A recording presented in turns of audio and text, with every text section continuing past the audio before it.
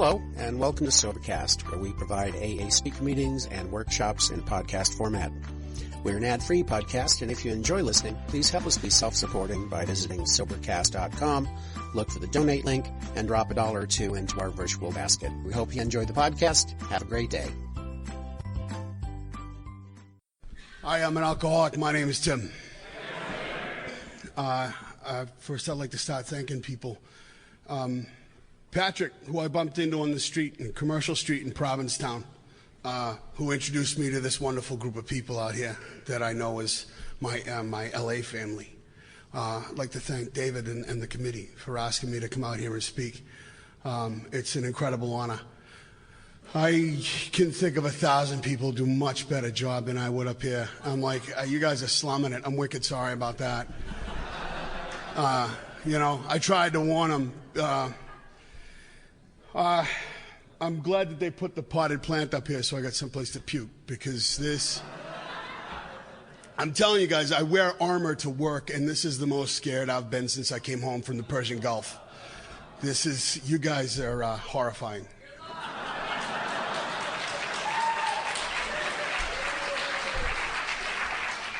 I'm just mostly scared that Jeffrey's going to make fun of my shoes.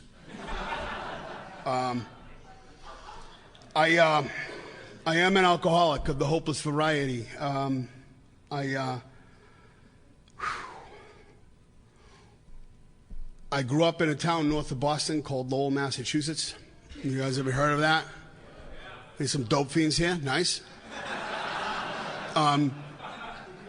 Lowell's claim to fame is Jack Kerouac and the Industrial Revolution, and both are dead.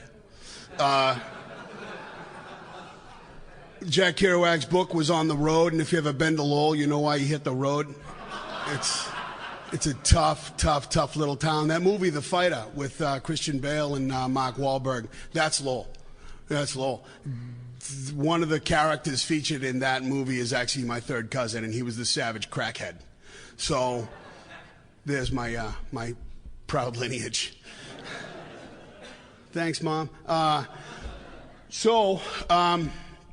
I grew up in that town in that era, in the late 70s and 80s, and I made it to about 12, maybe 13 before I really just needed a drink. I'm the youngest of 5. My brother Matty is six minutes older than me, and he never stopped lording that over me. I lord it over him now that we're in our 40s, but he's got the hairline to match it too. So, anyway, growing up there, it was just a tough blue collar middle class New England town, and you were either a wrestler or a boxer or a convict, and I was too pretty for prison, and so I tried my hand at everything else. But anyway, one day in particular, it was in August afternoon on a Saturday. I was walking up to the top of Fort Hill Park with my 2 friends, Bob and Scott. And I was walking up to the top of Fort Hill Park. It was probably 1979, 78, somewhere around there. 79, 80. I'm wearing corduroys. It's August. I'm sweating a lot, and I usually say I'm sweating but they won't let me say that anymore, so I gotta keep it vanilla. Anyway, so I'm sweating like that, and we're walking up to the top of this hill, and I'm thinking to myself as I'm walking up there with Bob and Scott, I'm like, I don't really like Bob. He's just kind of a dick, and he's like sporto, wrestler, jock, dude, bro, and I hate that, and his brother Scott is just as sycophant freaking fruit fly. He just is like, yeah, Bob, okay, Bob, sure, Bob, okay, Bob. And then there's me, who was never really good at anything. Both of these two are natural born athletes, and I was a natural born suck. I couldn't do anything right. And at least that's what I thought. That's how I felt. Much later in life, I came to find out that these inward feelings are not necessarily outward realities. But that didn't come till much later. as I'm walking to the top, and I'm walking up with these two guys who I don't much care for, who I'm pretty sure don't much care for me, but they answered the phone that day, so that's who you hang out with, right? So we're walking up. It's Fort Hill Park. It's a wooded area. It's got this tall grass, and the grass is loaded with ticks, and I can feel the ticks. I know there are ticks. I got this thing about ticks, and I'm just like going up this hill, and I'm sweating like a fat kid playing dodgeball. And friggin' sweat's going down the center of my back to the crack of my ass, and I feel it going down my frickin' thigh, and I'm like, oh, I hate my life. And it's Saturday. This is Saturday. I'm 13 years old, you know? Like, and it's, I mean, you're picking up a theme here, you know? I just, my life just wasn't firing on all 8 pistons, man. There's something missing. I'm the glass half empty guy. Ask me what's wrong. I'll tell you. I got a list of what's wrong. And don't ask me one bit about how to fix it. I just know what's wrong with it. So we climb this hill. We get to the top. We get the Bud Tall boys that I stole from my brother Stevie. He had him a cooler under the porch. I stole him from his cooler under the porch. I brought him up to the roof of the porch where they cooked in the sun for 2 weeks before we got to him. I didn't know. And I didn't know skunked. I didn't know that happened. So we took these hot beers up to Fort Hill Park, and now we're drinking these rancid freaking things. I mean, like, Budweiser doesn't suck quite bad enough. Let's cook it for another couple weeks. You know? So I'm choking this goat piss back, trying not to throw up in my mouth. And I'm just like, it's refreshing, you know? And I'm watching Bob and Scott, and they're drinking theirs, and they both got this look on their face like our dads used to have, you know, like, you know? And we're just faking it, you know? I knew even then, to fake it till I frickin' made it. And it just, that's life. And it's just irritable. And it doesn't fit right. My skin doesn't fit right. There's not enough. It's not loud enough. It's not bright enough. It's not soft enough. It's not hard enough. I'm not tall enough. I'm not big enough. I'm not enough. It's not enough. That was the theme. I'm looking out over the horizon of this so-called city, the bucolic vista that is Lowell, 1979. And it's these smoldering frickin' mills that have been set fire through very suspicious circumstances, by the way, that have been set fire to through the duration of the 70s and the better part of the 80s. And this is my city. This is where I grew up, this hellhole. You know, it's like Glasgow without the cool accent, you know? So, and this, like I said, I'm 13, man. I mean, a 13-year-old kid shouldn't have quite such a bleak frickin' outlook on life, you know what I'm saying? I got that first beer down without throwing up in my mouth, and I was proud of that accomplishment. So, and as if finishing that filthy thing wasn't enough of a warning sign, I opened the second. All right? There's the qualification right there. I belong in AA automatically. So I opened the second, I choked that thing back, and about 2/3 halfway through that,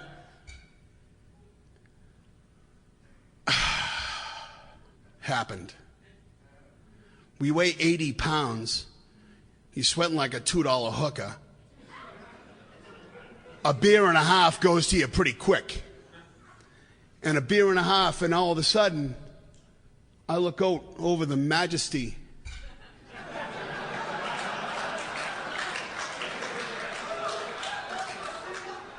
The bucolic vista, this majestic sight to behold.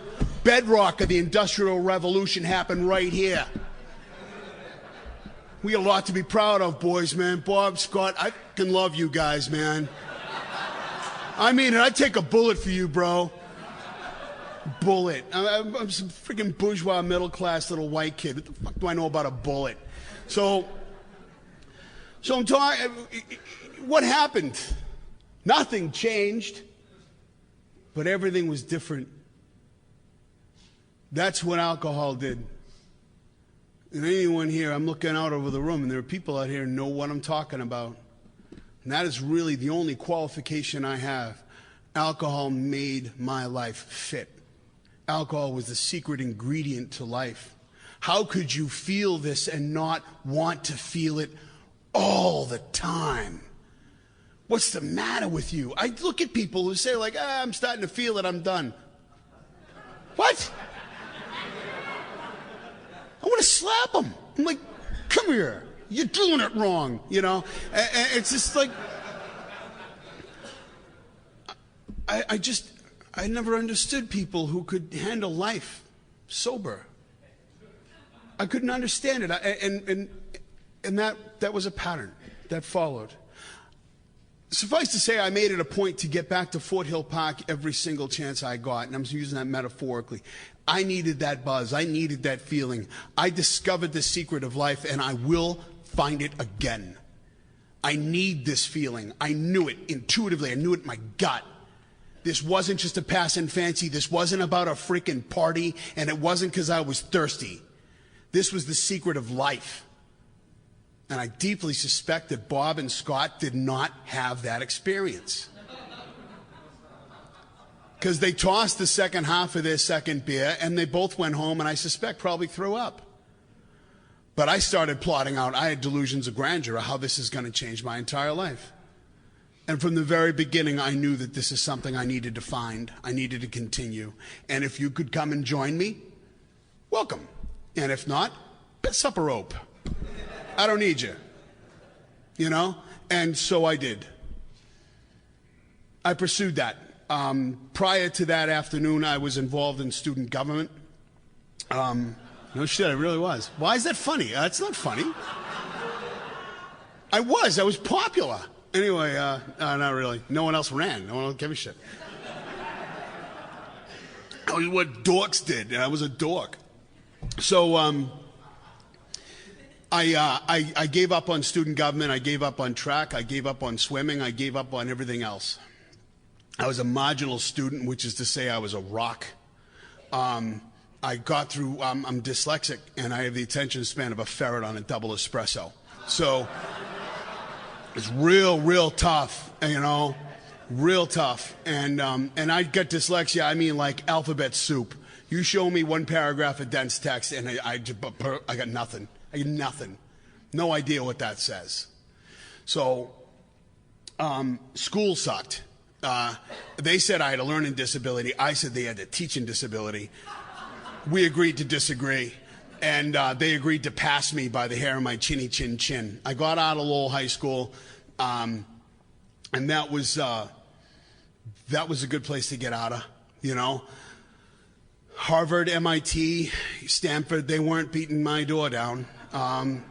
So I started getting jobs around town, and then one morning my buddy Charlie calls me up. He says, yeah, Timmy, we're thinking about, you know, I'm going down to talk to the Army recruiters. And I thought that was hilarious because Charlie is a wicked pothead, and I'm like wake and bake every single day. This kid used to pick me up every morning for school high as a lab rat. It was awesome. And he was a straight A student, which I found miraculous. You know, I'm like, how do you do that? You know, I'm going in straight and I can't do it. But so we go down to the Army recruiting office, and you know, the Army recruiter's like, come on in, Tim, Chuck, how you doing? I'm Bob, this is Fred. We're going to get you guys a coffee. How'd you like a Coke? And I'm like, don't touch it. You know, they're going to roofie us. There's something in that. They're way too nice. We're a couple of scrubs. I haven't bathed yet. Okay? I stink. I look like a freaking homeless little weasel, and you're kissing my ass? What's wrong with you, bro? I'm out of here. Back out of here, Charlie. Let's go. You know? Went into the Navy recruiting office, very much of the same thing. Kissing my ass. What's wrong with you? There's something up. What are you after? What are you looking for? I don't want no part of this. Let's go. Air Force, not quite so much. Air Force took one look at my grade point average, and they were like, and he's like, the Marines are down the hall. And they gestured, you know, because they clearly had a road scholar on their hands. And so I went down to the Marine recruiting office, and they wanted no part of me. I needed to join, you know. They actually told me, get out. I was like, guys, you don't understand. I wanted to be a Marine my whole life, you know. And it's amazing because it's like 11 o'clock in the morning, and at 10 a.m. that day, I had no idea what I was going to do with my day, let alone what I wanted for the rest of my life. But Groucho Marx said one time, and I do hold this to be gospel truth, I never wanted to be a member of any club that would have me as a member. And the Marine Corps told me to piss off, so I needed to join the Marines. I took the ASVAB once, which is the basic entrance exam, which that Fern right there could take and pass and probably become a captain, okay? I had to take it 3 times, okay? My recruiter called me a rock in disguise. I finally, 3 was a charm. I got hired. The Marine Corps took me. Thank God. They made me a rifleman, and off I went. And the Marines were awful. I didn't realize I was detoxing in boot camp. I just thought I was really scared because I was shaking like a hound shitting razor blades the whole time, you know. And it's, you know, and my head's racing and all the noise. You remember the noise in my head walking up Fort Hill Park. The he sucks, she sucks, this sucks, that sucks. Well, all that noise is back because my treatment is gone. I'm not a problem drinker. I'm a problem sober. We've established that. And now you took away the solution to my problem, sobriety. And you throw on top, you sprinkle 3 drill instructors on top of that. That was just a little slice of paradise, you know? And I got these 3 assholes screaming at me from every direction, and I'm like, I died and went to hell, you know? And the only reason I graduated was because it was the easiest way to get off that island. It was the only reason I graduated. It wasn't mom, it wasn't apple pie, it wasn't the American way, the flag. It was I had to get the fuck out of here as soon as humanly possible. And the quickest way to do that was to just graduate. So I did it. I got in the Marine Corps. If you guys didn't know this, the Marines like to drink a bit. They were actually founded in a tavern. I shit you not. They founded in Tun Tavern, Philadelphia, PA, 1775. These guys like to drink quite a bit. My drinking scared them. They were like, we like to drink, you suck at this, you can't drink with us anymore. And they sent me to detox, all right? Sent me to detox, I went to detox. That was an experience to behold. Detox in, 89, 90. It was detox in 1990, and they were talking about my inner child, and they were talking about, oh, no shit, I didn't even know I had a friggin' inner child. I hope it's a boy, you know?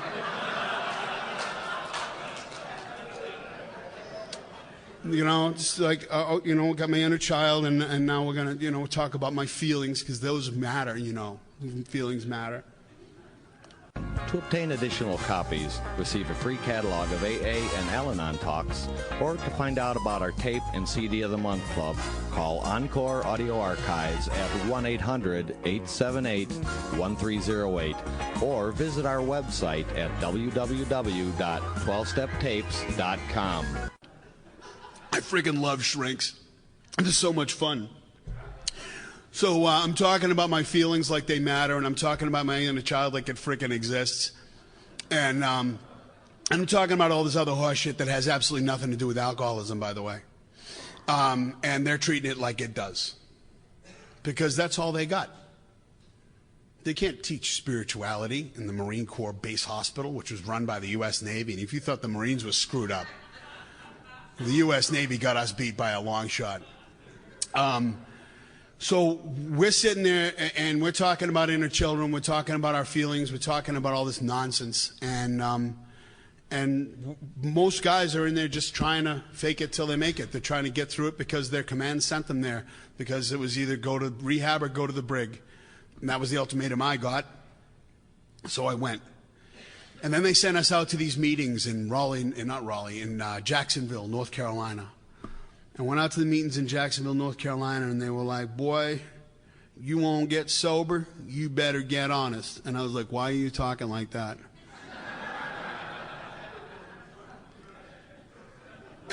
You know, because I'm an asshole. And you know, so I don't understand anything, so I'm going to start making fun of it. Sarcasm is one of my favorite weapons. And so I'm listening to these people tell me I got to get honest, and you just keep coming. You sit in the front row and you wait for the miracle. And I'm like, oh, we got miracles. Roger that. Cool beans. What kind of miracle? You know, like you know, loaves, fishes. You know, we walking on water. What kind of miracle? I read about these things. I was raised in a church. You know, so let's hear it. What kind of miracles? Oh, just sit and you wait. I'm like, oh, roger that. So you don't know, do you? You telling me to wait for a miracle? What miracle? Okay, we'll get back to that. So I sit there and I listen. Why? Because I have to, because I have no choice, because if I don't, I'm going to the brig. So I'm playing their little game. And then the Gulf War starts, and I go off to the Gulf War, We fought over there. We won over there. We came home. A bunch of guys got really sick. A bunch of guys started having families, and all their kids were all really sick, and it was really messed up, and a lot of guys were really bent up, and I got pretty bent up myself. And it took me a long time to come out of that little tailspin. This is the first time I actually shared this from the podium, but it did affect me in a great way. I couldn't be around people. I couldn't feel safe around people. I couldn't trust people. And here's the thing, Alcoholics Anonymous, they never pushed me away. They never turned me away. I was a prick, okay? I was the most unlovely creature you could ever hope to meet. And Alcoholics Anonymous never turned me away. No one ever said, get out. You know what? We're sick of you. We're sick of your sarcasm. We're sick of your freaking face and your voice. Piss off. No one ever said that. I kept coming. I kept making fun of it because I just couldn't get it. You know, I was still sober. Why? Spite. I was sober out of spite because I heard some old guy say, I don't give that kid 6 months. I was like, oh yeah? I'll bury you, old man. Come get me. I'm going to dig in like a freaking tick. And I stayed sober out of spite. I do not recommend that. I stayed sober out of spite. I stayed sober out of some twisted sense of loyalty to my dad because my dad died of this disease while I was in the Gulf War. My dad was my hero. He was my everything. He was the guy I wanted to be if I grew up. And he died while I was over there. Okay. And what? Oh, okay. Never mind. Sorry. Got distracted talking to me. I see dead people. So I told you, man, I get the attention span of a gnat. It's really, you know, like shiny things. I'm like, hold up, you know. So I lost my dad in the Gulf War, and I got kind of bent up about that, and I stayed sober out of some twisted sense of loyalty to him, and that coupled with spite, coupled with ego, and then on top of that, you sprinkle in a little bit of using AA as a punching bag or a dating service, because that's really where you want to go looking for a boyfriend. Yeah, in the dented can aisle. Yeah.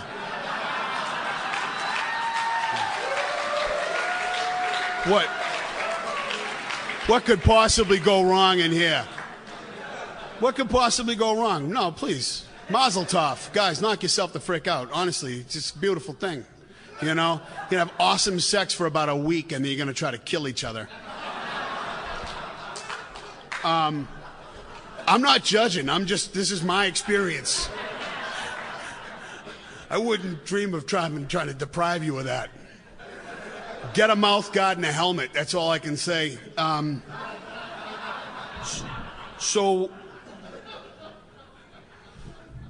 So I used AA, and I used rage, and I used sex, and there's a whole bunch of the brain manufactures some really, really top shelf drugs. It really does. Endorphins, adrenaline. All this stuff, like there's a great little pharmacy at work up there, and you just got to hit the right buttons, you know, and you fly off into a little temper tantrum and all these, it's just this flood, and it's like, yeah, baby, this is my juice. So that's how you do stay sober for 14 years and 8 months without a solution. Yeah. Dry, sick, fuck. Right here. When I first got in AA, the first thing I thought I needed a freaking job. I gotta get a job, and I gotta get some freaking clothes that are not green. I'm out of the Marine Corps. I'm home from the war. I can actually sit in company with civilized people again. So now we gotta get some duckies in a row here. We gotta get the outside. We gotta paint that trash can. So now I got myself a job. I got myself a job. I'm working for the city of Boston. Yahtzee! Freaking Irish sweepstakes, kid. Right? I'm driving around Boston in a fly ride that the city's paying for, and I get to do all kinds of cool stuff, and it's just awesome. I get lost. I lost my complete train of thought. It's right out the window. Like, see ya. Pat, go find that, will you, please? So I got the job in Boston. I got the apartment in Boston. I got a decent car. I'm dating a lot. I'm getting around, and I'm having a blast. You know, everything's right because I'm not hurting anyone, right? And I'm sober because sober's better. That's what they say in Boston AA. At least that's what they said back then. Thank God they stopped that nonsense. Because you know what? Sober's better. Sober's not better. Not for an alcoholic. If you're a problem drinker, sober's better. You come in here, you put the booze away, plug in the jug, goose hung high, you're good to go. Yeah, well, that ain't alcoholism.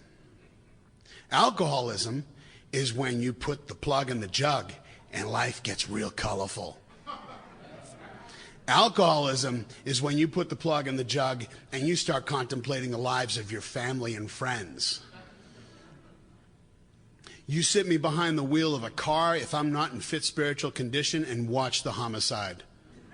Just watch the bloodthirst come out. You know, I'm not fit. I'm an alcoholic. Booze was not my problem. If booze were my problem, when I quit drinking in September 1990, if booze were my problem, logic would dictate I have no more problem. I've been separated for almost a decade and a half. If I'm a decade and a half, in remission from any disease, cancer, whatever, well then you'd say you're effectively cured. So I'm a decade and a half in remission from this problem, alcohol. Why am I praying for someone to shoot me? Why am I going to work not wearing my vest, praying for someone to shoot me? Why am I volunteering for the SWAT team? Why am I volunteering for the motorcycle unit? Why am I waiting for my turn to die? The faith that I was raised in said, if you kill yourself, you're going to hell. And if you think this place sucks, wait till you try on hell. Roger that. Don't want to go to hell. So I'll just stick it out and wait my turn. Guys, this was my idea of recovery. This is my idea of sobriety. This was my idea of life. Sober, without a solution. I was sick and suffering alcoholic, and I was dying from my recovery. The night came, it was New Year's Eve, 2006, and I'm assigned to special operations. I take the motorcycle home every night. It was a warm year that year, so we could ride the motorcycles in January. And I took the bike home, and I pulled it into the garage, and I put all my gear away, and I had the pistol on the counter, and I was just thinking, I can't do it again. I can't do it anymore. I'm sick. I can't stand my life. I filled every little box. All the things. You remember? Do you remember from Detox or the Spin Dry or wherever they sent you, Betty Ford, whatever? You know, and they're like, make out your wish list. I wish you'd shut up. There, you know?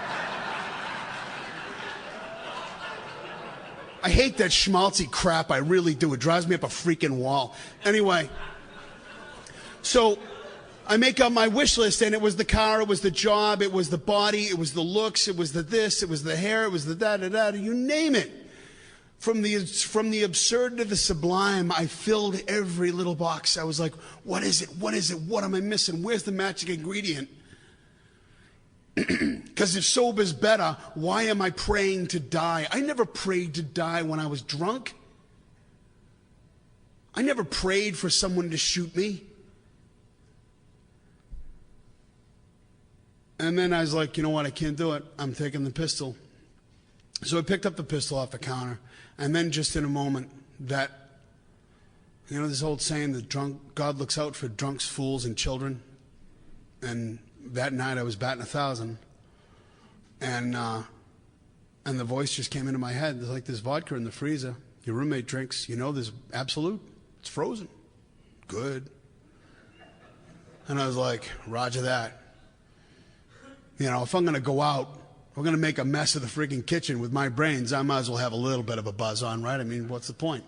So I go out, I grab a little vodka, and no sooner did it hit my lips. Welcome back to Fort Hill Park, boys and girls. Whoa! What was that all about? Put that pistol away. Jesus Christ, that could have freaking hurt somebody. What the fuck? You know how much paperwork with... Oh my God, you don't even want to know. I started drinking. And I started drinking rather calmly. First couple of highballs, no problem. And you know the rest. Inside of 10 months, it's every day. I've destroyed 2 motorcycles by mistake. By mistake. It's just like, boom, oh, where is it? It's skidding next to you on your back. You know, like, hey, motorcycle, and then it just does these somersaults. They're not supposed to do that. They're supposed to just roll on the tires. They're not supposed to go side over side. They yelled at me. I got going for 10 months. I drank every day for 10 months, and that was my best bet. I'm going to just try to keep the reins on this for these 10 months, and we'll be all right. We'll be all right. And it wasn't, man. It was, oh my God. It was like trying to hold a tiger by the tail. I mean, whew. Does that old saying go, when you dance with a 900-pound gorilla, you ain't done till he's done? And it wasn't dance either. I'm trying to keep it Disney in here. You know what I'm saying, right? Hey.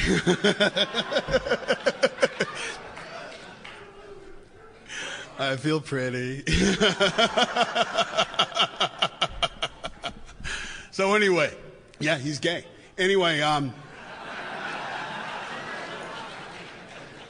see, I told you, Jeffrey. Anyway, the party came to a close after I wrecked the last motorcycle. They were just like, what do you think you're doing? And I was like, I'm fine, don't worry about it. They were like, you're not fine, and we are worried about it, and this happens again, we're going to have a little talk. I was like, yeah, right, whatever. So I went home, and I went back to my gin mill, and I'm sitting there in my gin mill because no one throws a cop out of a bar.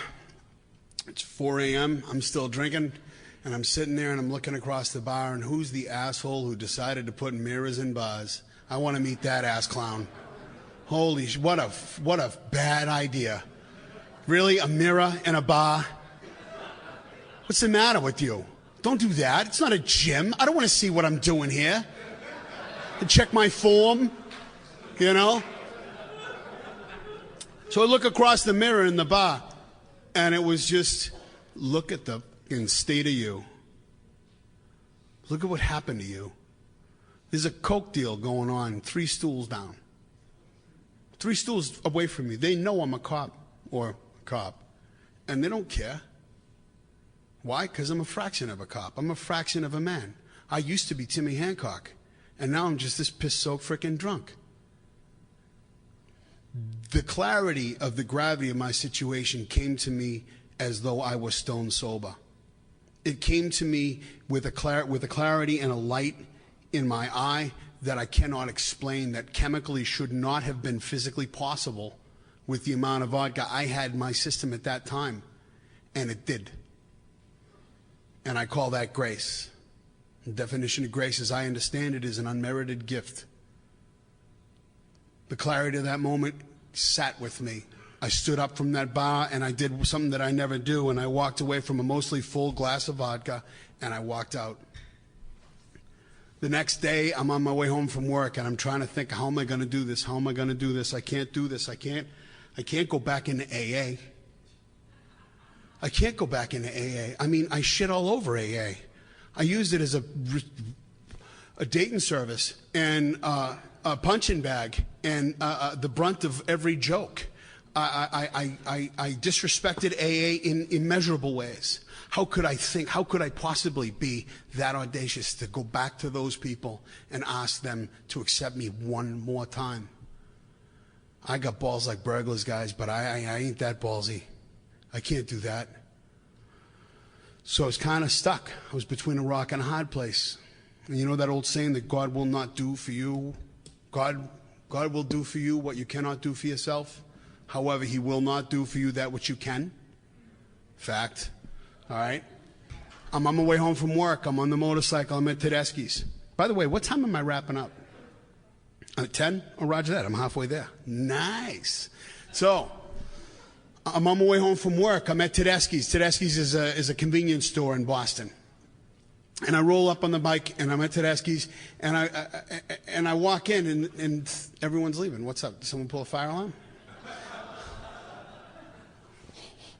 Okay, I'm just checking.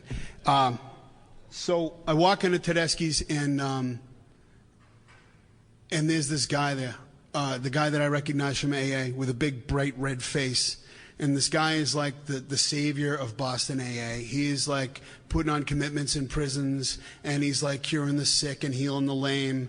And I mean, I wanted to punch this guy in the face so bad, you know. He's that guy who's always having a wonderful day, and he's always blessed, and I always want to just choke him, you know. Because I'm not, you know, I'm not, and I never had, and I thought he was just doing it to make fun of me. And I do that, you know, I make myself the center of shit that I have no part of. Anyway. So I see this guy there, and he's like, "Hey, Tim, how you doing?" I'm like, "Hey, Patty, what's up, guy?" He says, "We're looking for this meeting. It's over on North Harvard in Allston." I'm like, "Yeah, it's 4 lights down. Take a left. You'll see it about 3 blocks down." He goes, "Yeah, well, you know, we were down that way. We couldn't see it. We're not sure." And I was like, "Patty, just 4 lights down. Take a left. It's right there. You can't miss it." "Yeah, you know, we're not sure." I go, "For crying out loud, Patty, just get in the car. Follow me." So as we're driving, I'm leading him down to this meeting. And it dawns on me that he's probably going to try to talk me into going into this meeting, and I want no freaking part of that, you know. So I got to start sorting out my lies, of course, you know, because like I couldn't possibly go in; it wouldn't be appropriate at all, you know. I'm dressed like I'm invading Poland, you know, and it's just not, you know. I'm in uniform and the motorcycle and scare people and. We drive by the church, I see his headlights dip in from my rearview mirror, and I don't hear a honk, or I don't get a wave, or a thanks Timmy, or a text, or nothing. You know, you're already there, right? You already know. I'm bullshit. I'm like, "Oh, really?" "Yeah, Patty, yeah, you get in there all right?" No, really, I'm all freaking set. No, fine. Yeah, no, I don't want to go to the meeting. Oh, like I need your permission? Yeah, thanks, dude. No, good. I'm good. Yeah, you know what? I'm going. How's that? I couldn't have done that for myself. I'm not that clever. All right? There's one of our prayers. I want to say the 7-step prayer is remove from me every single defective character which stands in the way of my usefulness to you and my fellows, right? And the important part of that is in every single defective character so that I can walk on water and shit Tiffany cufflinks. It's every single defective character that's in the way of my usefulness to you and my fellows. Stop there. All right? I'm still got a lot of character defects. Thank God. Because he's still using some of them, you see? I'm a resentment factory. He knows this. He set that up beautifully. Okay? I walked into that meeting. It's 10 minutes, roger that. I walked into that meeting. What do I got? I got a kid standing at the podium, 25 years old, on fire. I mean, talking about the big book, talking about the solution, like regaling where he came from and relating to what he is now. And the contrast and the passion and the sincerity. Now, I'm a cop. I get lied to for a living. All right? It was yellow. No, it frickin' wasn't. You know? It's like I get lied to on the regular. I get lied to by pros. All right? This kid was telling the freaking truth on my eyes. This kid was telling the truth. I believed him. He was credible. He was telling my story. He was talking about restless, irritable, and discontent. Those 3 words. Those 3 words that we've heard so many times in our meetings that we hear read over and over and over again. They almost get cheapened, but you've got to think about that. That is the core of my being, restless, irritable, and discontent. And without a solution, I am that. without hope. Alcohol is not my problem, it's my solution. I'm absent of alcohol. What do I do now? I have to recover. That's the 12 steps. He showed me. Important use of the word, showed. How many of us have been told by parents, siblings, teachers, judges, cops, bosses, ad infinitum? How many people have told us again and again and again with the finger, you better, you better, you better. You're this, you're that. Why, what's the matter? Why don't you just do, you know what you need to do. You're smarter than this. I don't get it. What, are you just retarded? What's the matter with you? Go, shut up. You know what I mean? And we get told constantly, we're told. This kid, this 25-year-old kid, I got freaking clothes older than this kid. Well, I did. Jeffrey made me throw him out. But this kid showed me. He had the wisdom. He never told me anything. He showed me. He showed me his fourth step. He showed me his friends. He showed me his life. He brought me through the steps. I did a fourth step. It wasn't as bad as I thought. I'm not as bad as I thought, and I'm nowhere near as good as I thought either. I'm right in the middle. I'm a drunk, medium regular. That's it. I'm a member of Alcoholics Anonymous now. Before, I just attended AA meetings and I thought that was AA. It is not. Meetings are just a place for me, now an alcoholic, sufficiently armed with the facts about myself. Meeting is a place where I can meet someone who needs what I've got. The 12 steps. That's the only reason I went through the 12 steps, is so that I can be a sponsor. And the day that I remember when I've heard so many stories like, I remember my sponsor, he freaking, we read the 5th step and then we set it on fire and shut the fuck up. Blow it out your ass. Doesn't say that. You say that 5th step. That's your 8th step, you clown. Now what are you going to do? It's your freaking amends list. Don't throw that away. Don't set that on fire, you boob. Yeah, you want to get all new age and artsy with this shit. Knock yourself out, but stick to the basics, all right? So he showed me. I got my 5th step. From my 5th step, I derived my 8th. I find out the people I've harmed, and now I have to become willing to make amends to these people. And wherever possible, I do.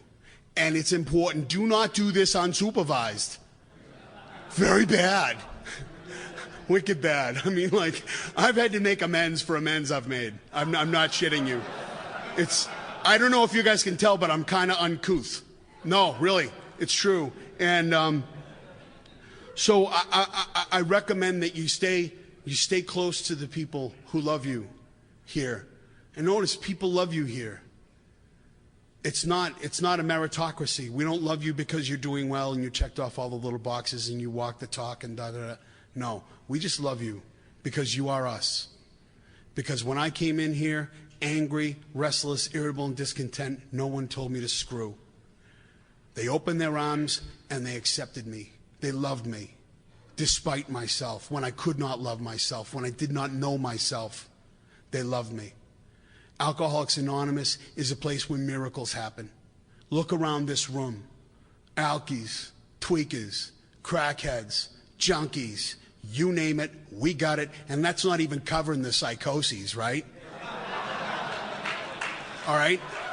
And listen, no sirens. There are no sirens. There's no ambulances coming. There's no police. The SWAT team's not coming. There's a miracle right there. Alcoholics Anonymous showed me how to stop thinking about myself.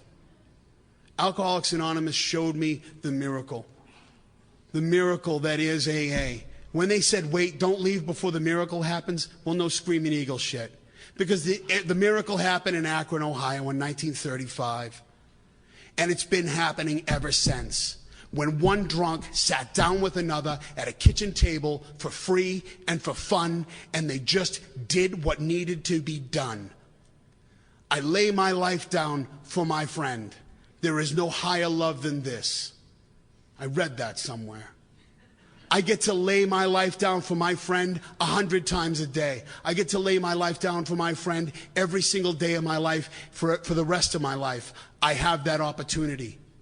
And as long as I stay in fit spiritual condition, I stay active, I keep my spiritual connection with God clear. I keep my spiritual connection with my sponsor and my sponsees clear. It's important to have both. If you're a part of a pipeline, you've got to have an in and an out. So you got to have someone giving you direction, and you have to be giving direction. It's part of the program. It's part of the deal. Bill Wilson wrote, as he's talking about the 12th step in fellowship, he's talking about this is an experience you must not miss. Bringing a new guy, bringing a new person through this program is the experience you must not miss. Bill Wilson graduated law school. He knew. He used the word must. He wasn't fucking around. All right? Your lawyers don't use the word must without purpose. This is an experience you must not miss. If you're not taking people through this process, you're not in this process. It's that simple.